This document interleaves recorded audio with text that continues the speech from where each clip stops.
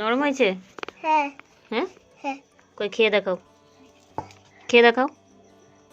হ্যাঁ এটা নরম। হুম, নরম হয়েছে। নমস্কার বন্ধুরা, আর এই সময় তোমাদের সবাইকে স্বাগত। অনেকদিন পর আর একটা ভিডিও নিয়ে আমি চলে এসেছি, ভাজা পিঠের রেসিপি। আর এই ব্যাটারটা তোমাদের বানানোর সময় ভিডিওটা করা হয়নি, তাও সমস্ত উপকরণ দিয়ে দেওয়া হয়েছে, তোমরা দেখে নিও। ময়দা, সুজি, চিনি দিয়ে এই ব্যাটারটা বানিয়ে নিয়েছি।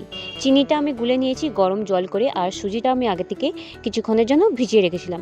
তারপর পরিমাণ মতন জল দিয়ে এই ব্যাটারটা আমি বানিয়ে নিয়েছি। এরপর কড়াতে পরিমাণ মতো তেল দিয়ে উনানেতে বস করে দিয়েছি। আর আমি আজ ভাজা পিঠাটা বানিয়েছি উনানেতে। আর উনানেতে খুব সহজে কিভাবে ভাজা পিঠে বানাতে হয় তোমরা সেটাও ভালোভাবে দেখে নিও। আর তেলটা ভালো মতন গরম হয়ে গেছে, একটা ফোঁটা দিয়ে দেখলাম যে সঙ্গে সঙ্গে ভেসে উঠেছে।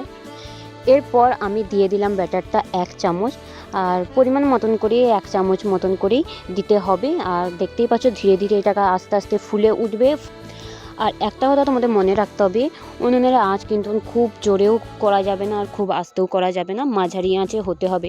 আর এটা হচ্ছে উনুনের সবথেকে বড় প্রবলেম, যে কখনো কখনো জোরে হয়ে যায়, কখনো কখনো আস্তে হয়ে যায়, কিন্তু সেটা করা যাবে না।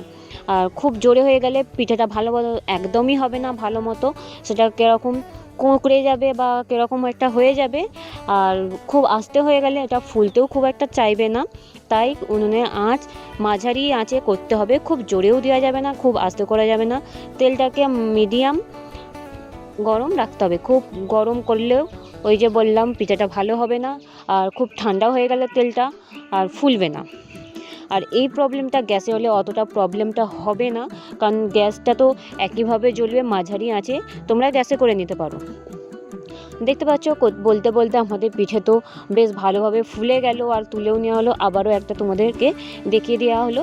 এইভাবে আমাদের পিঠেগুলো আমি সবই বানিয়ে নিচ্ছি, তারপর পিঠেগুলো বানিয়ে ফিরে আসছি। আর সমস্ত পিঠেগুলো আমি বানিয়ে নিয়েছি, বানিয়ে দেখো এসে গেছি। আর খুবই নরম হয়েছে, সেটা আমাদের একজন ম্যাডাম টেস্ট করে বলবে। দেখো দেখো কেটে দেখো, কেটে দেখো। হ্যাঁ কাটো, বলো। কোন মানে আমি কাটতেছি। मारो मुझे, मारो मारो मुझे, मारो मारो।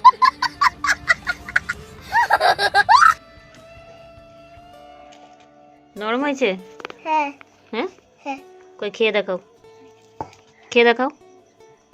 হ্যাঁ এটা নরম। নরম হয়েছে? হ্যাঁ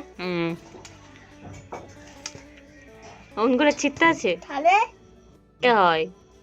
হ্যাঁ বলো ভালো হয়েছে? হ্যাঁ নরম হয়েছে? হ্যাঁ।